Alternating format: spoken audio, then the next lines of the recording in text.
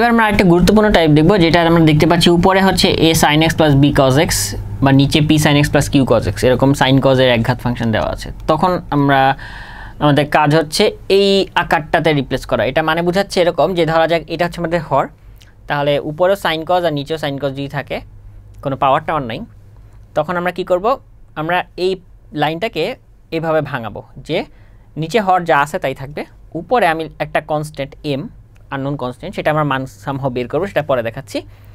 m into এই নিচেরটা লিখবো প্লাস n ইন্টু নিচেরটা ডিফারেন্সিয়েশন লিখবো। এখন আসলে আমরা একটা অঙ্ক করি, তাহলে আসলে বোঝা যাবে ব্যাপারটা কী করতেছে। সো ধরা যাক আমাদের একটা অঙ্ক দেওয়া আছে 1/1 + 10x dx, খুবই বিখ্যাত একটা অঙ্ক বইয়ের। সো এখানে আমরা আসলে এটাকে সাইন কজ যদি কনভার্ট করি তাহলে এভাবে লেখা যায়, এখানে হচ্ছে sin x + cos x। আচ্ছা, সো এই প্যাটার্নটার সাথে মিলে যায় যে উপরে সাইন কজ আছে, নিচেও সাইন কজ আছে, কোনো পাওয়ার টাওয়ার নাই। এখন আমি এটাকে এভাবে সাজায় লিখবো, খেয়াল করি যে আমাদের হর হচ্ছে sin x + cos x। So আমি একটা আননোন কনস্ট্যান্ট m, যার মান আমি এখনও জানি না, ইন্টু নিচেরটা লিখবো প্লাস আমি আরেকটা আননোন কনস্ট্যান্ট n ইন্টু নিচেরটা ডিফারেন্সিয়েশন। সো নিচেরটা ডিফারেন্সিয়েশন করলে কি হয়, নিচেরটা ডিফারেন্সিয়েট করলে হয় হচ্ছে সাইনের ডিফারেন্সিয়েশন কজ, আর কজেরটা হচ্ছে মাইনাস সাইন। এই আকারে লিখবো। আর কথা হচ্ছে ভাইয়া cos x ছিল, আপনি এটা কেমনে লিখলেন, সেটা আমরা পরে ব্যাখ্যা করতেছি। সো এটা যদি লিখতে পারি, ধরা যাক কোনো একভাবে আমরা লিখতে পারছি অলৌকিক উপায় আর কি, হ্যাঁ, তাহলে আসলে পরের লাইনে কী করা যায়। পরের লাইনে দেখা যাচ্ছে আমি যদি এটার সাথে এটা রাখি তাহলে এটা কাটাকাটি চলে যায়, তার মানে আমাদের পরের লাইনে শুধু থাকে হচ্ছে এখানে m dx, কারণ 1। আর এইখানে আমরা দেখতে পাচ্ছি যে উপরে থাকে হচ্ছে cos x - sin x, নিচে থাকে হচ্ছে sin x + cos x dx।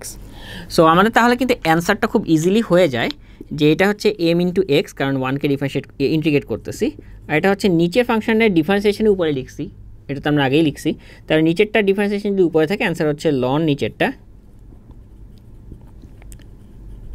Plus C.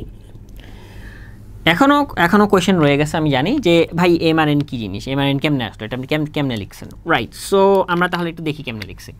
তা আমরা বলতে চাচ্ছি যে cos x-টা আসলে এর সমান, তার মানে আমি ধরে নিচ্ছি যে ধরি cos x হচ্ছে m into sin x + cos x, অর্থাৎ নিচেরটা n into ddx of sin x plus, অর্থাৎ নিচেরটা ডিফারেন্সিয়েশন।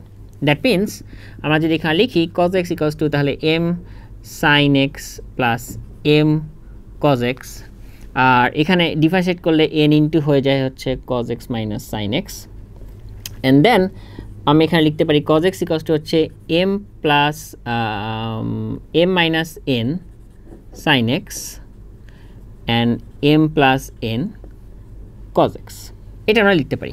এখন এটা একটা ইকুয়েশন যে আমরা ধরতেছি যে cos x-কে আমরা এইভাবে লিখতে পারি।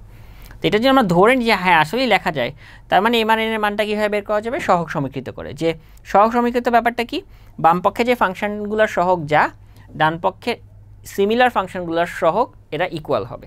সো আমরা দেখতে পাচ্ছি বাম পক্ষে আছে cos, তার সহগ 1, ডান পক্ষে আছে cos, তার সহগ m plus n। So definitely m plus n হবে 1। আবার বাম পক্ষে সাইন নাই, তার মানে সহগ 0, ডান পক্ষে সাইনের সহগ হচ্ছে m মাইনাস n, তাহলে n মাইনাস n হচ্ছে 0।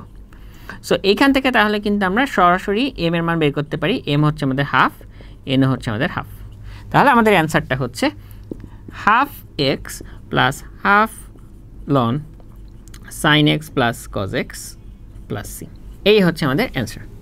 তাহলে এই টাইপের অঙ্কগুলোর নর্মালি অ্যান্সারগুলো এই একই ফর্মেটে হয়, যে আপনার উপরে সাইন কজ নিচে সাইন কজ আছে, আপনি সবসময় m ইন্টু নিচেরটা প্লাস n ইন্টু নিচেরটা ডিফারেন্সিয়েশন লিখবেন, তার মানে m ইন্টু 1 হবে এখানে, যেহেতু কাটাকাটি চলে যাবে, আর এখানে n ইন্টু নিচে একটা ফাংশন উপরেটার differentiation. So answer always m into x plus n into লন নিচের ফাংশনটাই হয়। পার্থক্য কোথায় হয় অঙ্কগুলোতে, m আর n এর ভ্যালুটা চেঞ্জ হয়, depends on the math. So তখন আপনি কী করবেন, সাইডে যে এই উপরে হর লবটাকে আমরা আসলে এইভাবে ধরে নিয়েছি, এবং সেটা থেকে জাস্ট ইকুয়েশন থেকে সহগ সমীকৃত করে m আর n এর ভ্যালুটা বের করে বসায় দিবেন, এটাই হচ্ছে কাজ। খুবই গুরুত্বপূর্ণ এবং পরীক্ষায় আসতে পারে এই টাইপের অঙ্ক, এগুলো খুব ভালো করে পেয়ে